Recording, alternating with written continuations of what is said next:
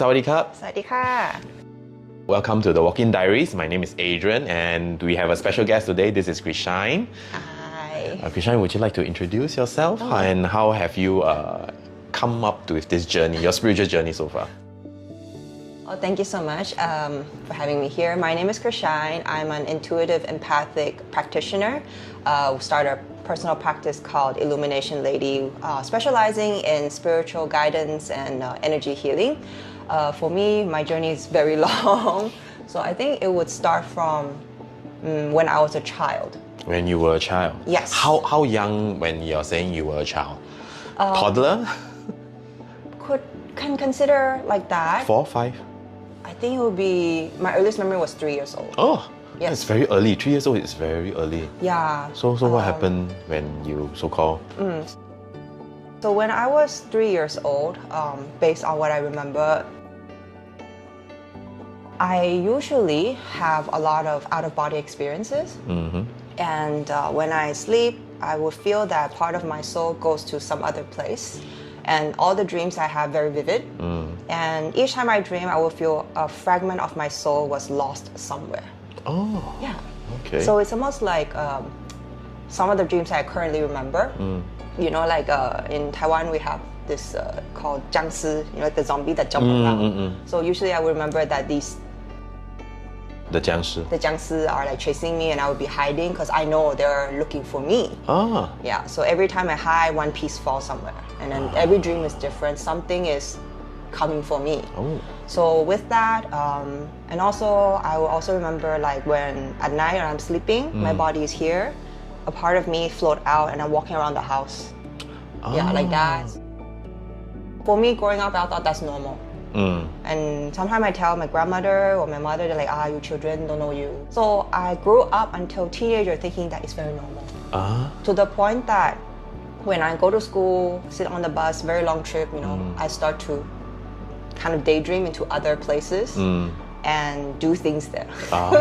Okay. So I don't feel comfortable in my body. I don't feel here. In fact, I feel that I don't even want to be in this world. So at one point, when I grow up older, I have my own income. I finally found a place that they teach energy-related topics, but it's in English. Okay. Yeah. I grew up in Taiwan. I don't know how to read or write in Chinese, so it's very difficult for me. So because of that, I went to start to learn Reiki. Yeah, so that's like 2015. Started learning, so I have more understanding of what's going on, what I was doing. I see. Yeah. Oh, that's interesting. So it's more like what you are trying to tell everybody is you have a lot of out-of-body experience at the age of 3, right? But then you felt that every time when you so-called shift or get out of your body, a part of you is lost. Yes. Do you consider that as a kind of a loss of a soul facet, or do you feel that it's just you left part of your consciousness there? How does it feel like for you? And after when you come back into your body, right, do you feel any lack? Do you feel Yes. any... Yes. So, like I would, say that it's like a facet of me was lost in different realms or dimensions or whatsoever. Here, there. And I come back, I will feel something is missing. And as I grow older, I'm trying to adapt into this reality here. And it's not a very comfortable place for me as well. So it's like I dim myself down until I don't feel anything anymore, until like half or maybe less than half is left. It was that kind of a feeling. So the minute I learn more about the energy related, it starts to make sense. So through many practices, you know, practice training time, opportunities that was presented to me, I get a little bit back. But because some parts of it come back, I cannot determine what is really mine and what is not mine. Because it's outside of me. Oh, I think it's good. Bring until too much. Unfortunately, that's the case for me. So just take whatever you can. Yeah, because it's like a hole that cannot be filled. I see. Yeah.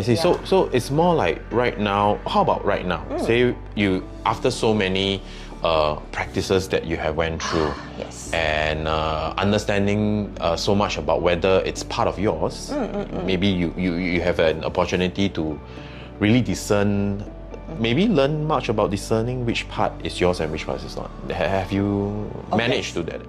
Yes, yes, yes. And luckily, I get to learn more about that when I study with you. With the Okay. MAEA journey, the Material Ascension Energy journey. Yeah, so that's the blessing, the biggest blessing I have so far. Okay. Yeah. Okay. So, I mean, besides these challenges about growing up, okay, throughout your entire spiritual journey, Yes. so to speak, any time that you have gained so-called a new skill, a new ability, how do you look at this ability of yours that you have just gained, and how have this impact your life and the people around you? Oh, that's a big question. Yes. How to say that? I think if I start from the beginning, we're kind of like waking up, you know, the waking up child. You're very like, oh, curious. Oh, what is this new skill I have? And you very like try things out. And when you try things out, you kind of scare the people around you a little bit. Yeah. So, well, my family members, they were uncomfortable about it. So it took them time for them to kind of accept. And also at the same time, I'm learning what is appropriate and what's not. Okay. Yeah. So it's almost like, you know, like a teenager slowly growing up, understanding what is going on, what is okay, what's not okay. So that was the journey. Besides that, I think other than trying is when life comes at you. Oh, okay. Yeah, presenting you with different scenarios and situations with life stages, right? So probably it would be like your daily life situation where I think this is not your full time during the early years, right? Oh, you're not full time. So what? How is it like from? Are you working in a corporate, and how did you transit over? Oh, right. Okay.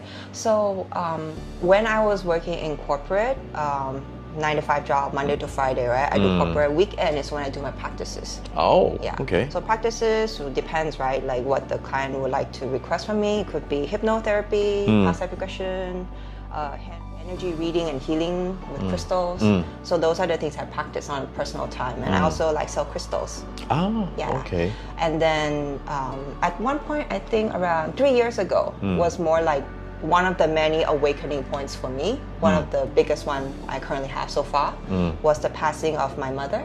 Oh, Yeah. okay. So when she passed away, for me it was like a sign already that, okay, you gotta stop with corporate life. Oh. Yes. And primarily it's because my mom's a business lady. She does her own business for her whole life. And I was sort of like walking the same steps as her, like very career focused. So once I see how she lived her life and I reflect on mine, oh, same. And I don't think that's how I want the rest of my life to be like. So it was a sign for me, okay, you know, switch to something that is more meaningful. So I switched to do this full time. Okay. Yeah. So, having gone through this journey for, say, how long would you say, about 10 years? I mean, full time, as in a sense that. Oh, full time doing this is around three years. 3 years and then ago. I started like half time 2015. Oh, 2015, Yeah. I see. So it's like a part-time during 2015. So when it's full-time, it's 3 years ago, which is almost 2023. Yes. So far with this journey so far, right, that you are managing, in a sense difficult to ground, or the most important thing is when we look at the material side of being spiritual, I mean, the bread and butter. Yes. How does it work for you this way? So we talk about the transition of that, right?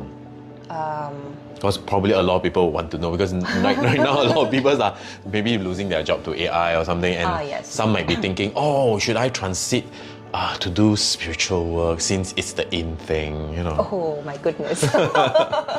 Okay.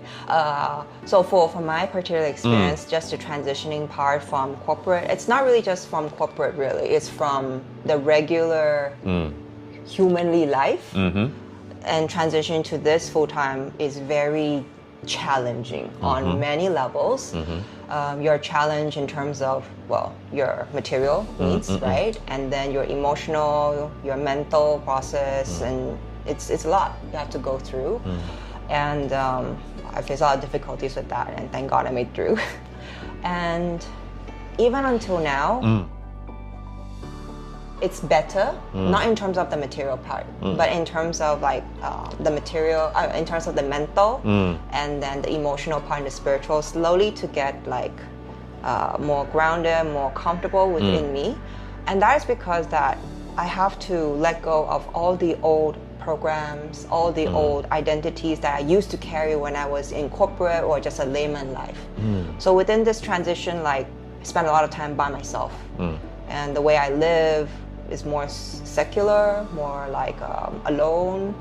Prefer more alone time than with a lot of people.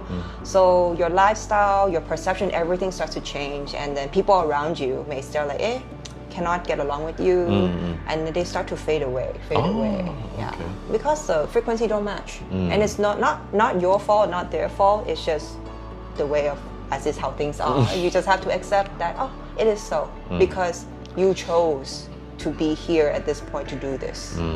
Yeah. So if you ask like, it's in the trend, I'll make big money, I said, I personally don't think that is the case. It's not. It's not about making the big bucks. It's more like what I read from what you're trying to say is it's more like a personal growth process. For you. Definitely. So after the personal growth process, that's the part where you start to stabilize and ground, and from there you start to, in a sense, pick up yourself from all the emotional and mental parts of it all together. So then later on, it's about making the material world work with you together, right? In a sense.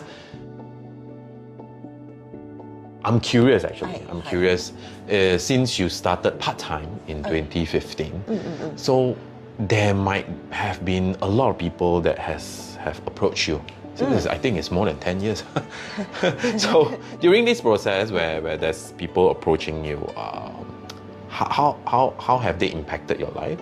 And as in a sense that when you have helped them or when you have given them advice, how do you see the whole thing right now? So each person who comes, to interact with me in this sense, right? It's not only just during the healing work, even in everyday life, they are my mirrors. They are my mirrors to show me what aspects about me that one, I have not, forgiven or accept, or a part of me that I have not acknowledged. So it's like two different like polarities, right? One, that you really admire this person. So something about them you admire. You also have that quality within you, but you have not fully embraced or accept that you have the power too. Another one, the ones you really don't like them or don't want to be close to them. You actually have that within you too. So what can you do to like accept that you have that, and to a point that you don't feel that there is a resistance anymore. So that's how I slowly grow. From all this kind of like sessions, they come to help me to grow. Because without them, I wouldn't be able to be where I am today. So very grateful.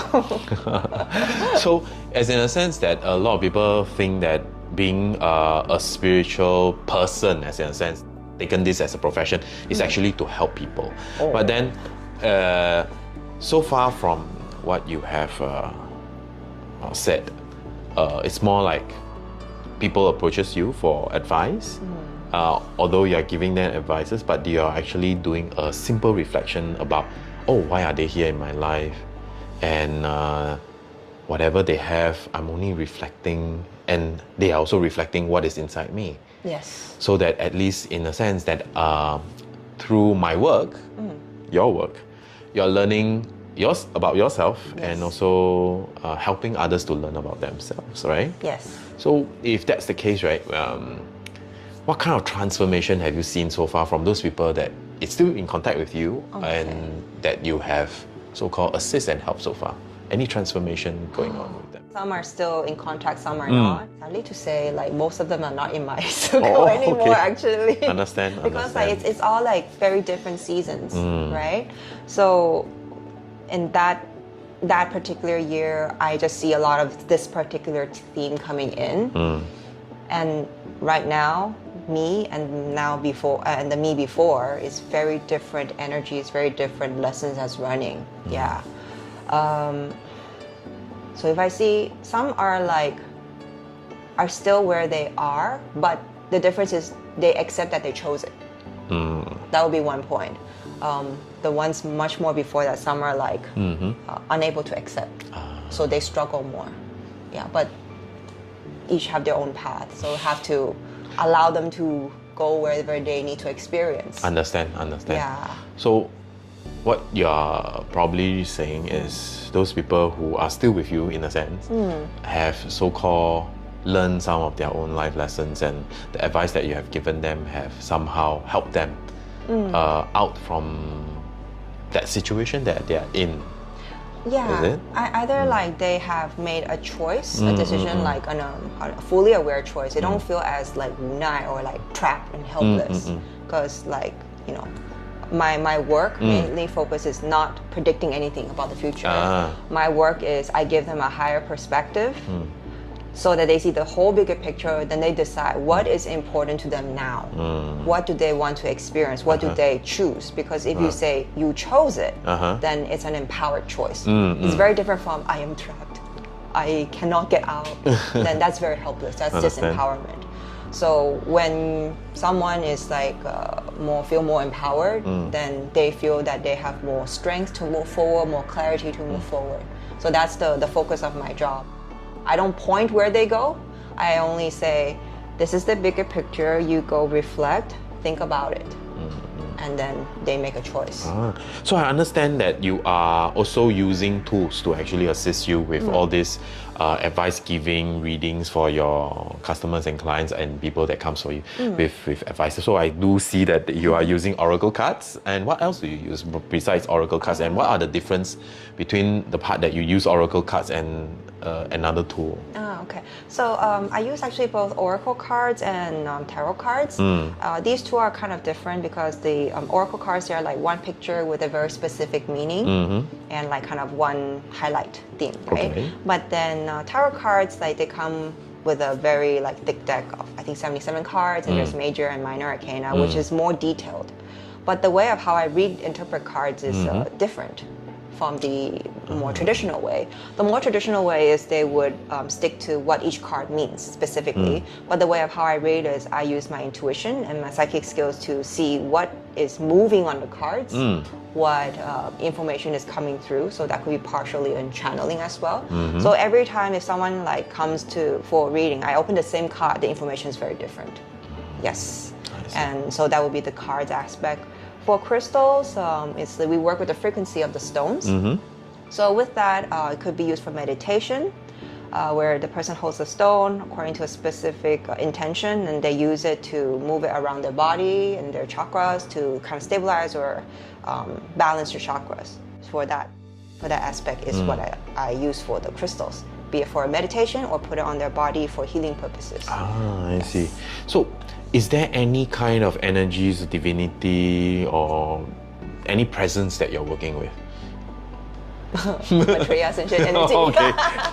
I mean, besides that, no, that's the only one, or are you working with other forms of energy or any forms of divinity or? Before I used to, but now I stick to just one. Okay. That makes it life simple. Okay. Sure. With all these things that's happening, okay, with the energies, the abilities that you have developed so far, right?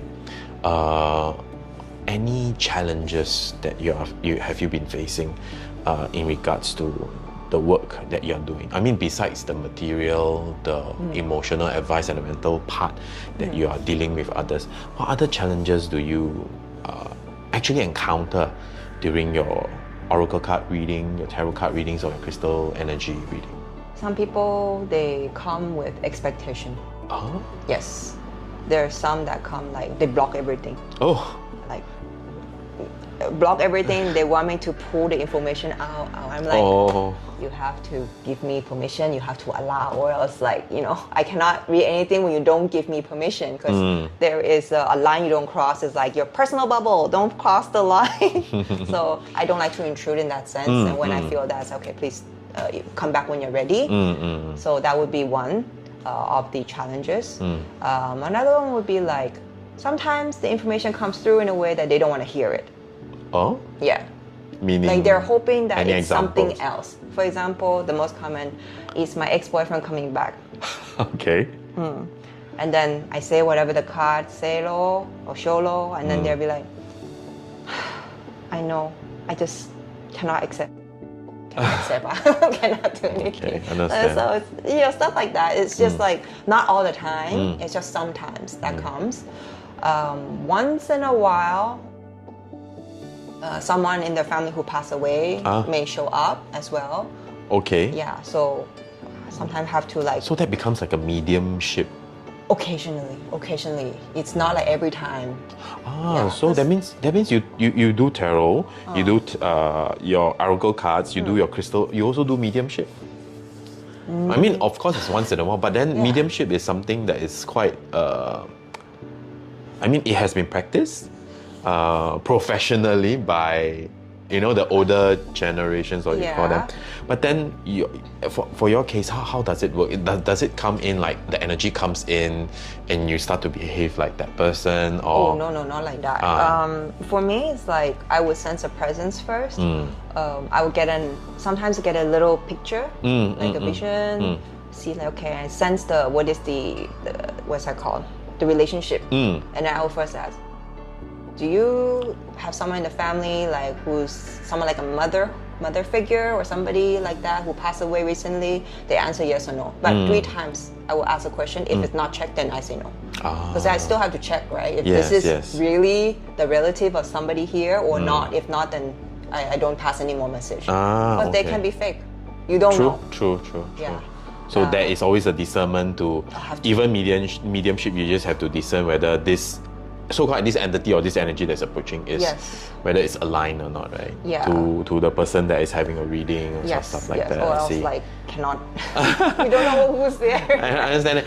I mean, because of all this, do people have do they have a misunderstanding of what you really do? As in a sense that you say that okay, I'm channeling, I'm also doing medium, and I'm also doing the cards and everything. The way of how I work is not always very fixed according to what is in the session. It's like whatever the client comes, I have to allow whatever comes through, right? So if today there is a family meeting, I was like, okay, I asked 3 times, okay, then I do my best to help. If it's not so, then it's don't pass a message. And sometimes the client who comes, they may need more than just a reading. They might need guidance. They might need like consult, like give advice about how to use certain things, because there's so many different kinds of clients who comes. There's ones like who are just regular layman people, and there's ones who are actually healers. And sometimes healers, they get stuck with different things. True. So then I would give advice like, hey, have you tried this in a different way? Because I try many different practices, so sometimes I can link it together. So say, hey, why don't you try experimenting this, or see it from a different way? And then somehow they will always go, oh, okay. So it's kind of a little bit creative in the process of it.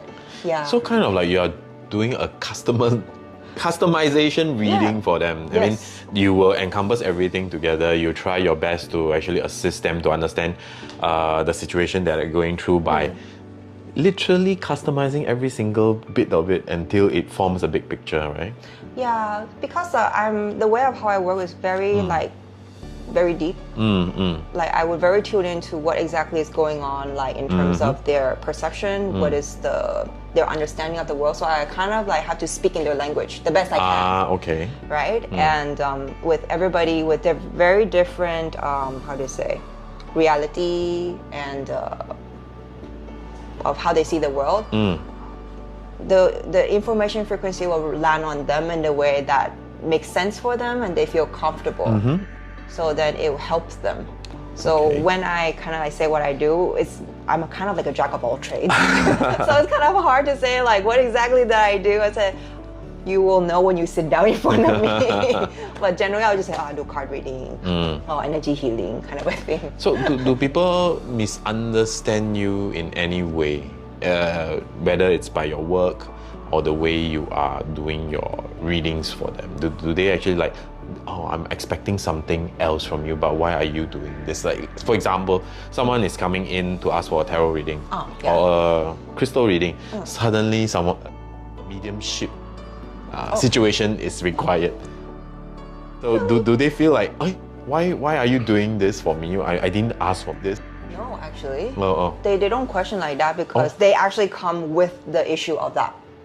Yeah. Like for okay. example, they may have like some unresolved situation with their parents. They're hoping to find answers to cards or crystal meditation or crystal reading. In the end, the spirit come. All right, and then okay, confirm, yes, okay, this is what they want to say. Blah blah blah blah blah. They're like, okay.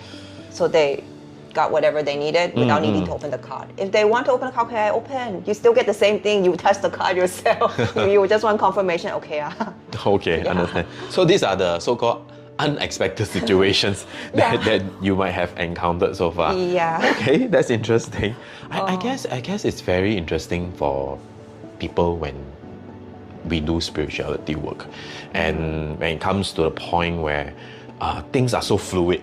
Yes. It's so fluid that there's no one tool that will fix everything. It is more than just. So as a practitioner yourself, what advice would you give people who is drawn to this path to do readings, to do mediumship, to do crystal meditation or crystal reading? What's your advice to them, or how can they approach this spiritual work?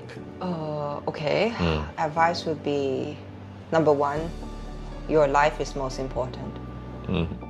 And why I say that is it's not from a selfish point of view, but it's like when I reflect my life more. When I first start doing, I'm very interested in this, and I thought, I want to do this for helping other people. But it turns out that it got to a point where I lost myself in it, where I want to help people, I forgot to help myself. Yeah. Okay, So then you burn out. I see. Yeah. I see. So with that, I will always remind the new participants who wants to join on this path that, hey, your life is most important.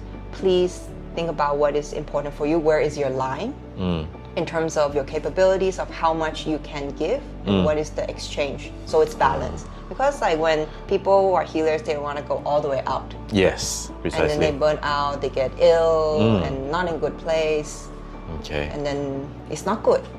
Yeah. So be mindful of that. That's all I can say. So prevent spiritual burnout. So take care of yourself first. Okay. And probably once you are able to take care of yourself better, it will be then that's the time that you can so-called give back to the people that may want us or need assistance. Yeah. Okay. So looking at the spiritual landscape today, I mean, there is a lot of healers, a lot of card readers, practitioners that's going all around. What changes have you noticed so far, and where do you think it's heading, this spiritual landscape? Well, it's becoming like a trend. Yes, it's like a flavor of the week. Okay. Yeah. How do you feel that this trend will move from your perspective? Since you have done this since 2015, in a sense, seriously. Yes. So there's going to be two kinds of process I'm seeing here, right? One is that it's going to be all over the place, available for too many to kind of taste a little bit. And that's as much as how people are going to experiment. And then there's going to be another group where they try, they go deep. And hopefully the ones who go deep want to study the art or learn more about themselves, the number will increase generally. But I see that the one that's more trend will increase massive, a lot more faster. So this one will have more first, and then it will funnel down to this one deep. It will slowly increase more towards the end. I see. Yeah. So for that being said, last question for yourself. Where do you see yourself moving in this spiritual evolution of your own journey? How to say, I don't even know what they want me to do. Because it changes all the time, you know? Sometimes like as we said in the beginning, right? Everything that we're doing about this is like a way of developing ourselves more, learning ourselves more. So the way of how we can learn about ourselves and serve is many different ways. Sometimes just being there as a presence. You're just sitting there, you're talking to people, you're already sharing their frequency. So it can be very creative later on. I don't know how spirit want me to move or to change. Maybe I might not be doing this, or maybe I will. We don't know. Yeah, so just to be open to the surprises they want to send me. That would be so great. So, that being said, we would like to conclude this interview today by saying thank you so much for sharing your spiritual experience and your spiritual life with us, and for the work that you have done so far for all those people, and for everything that you have shared. Thank you so much. Thank you so much for having me. All right, take care of yourself. We will see you next season, and next season we will be interviewing another medium that I will have to leave it to the next time. So take care of yourself. Take care. Take care. Bye-bye. Thank you.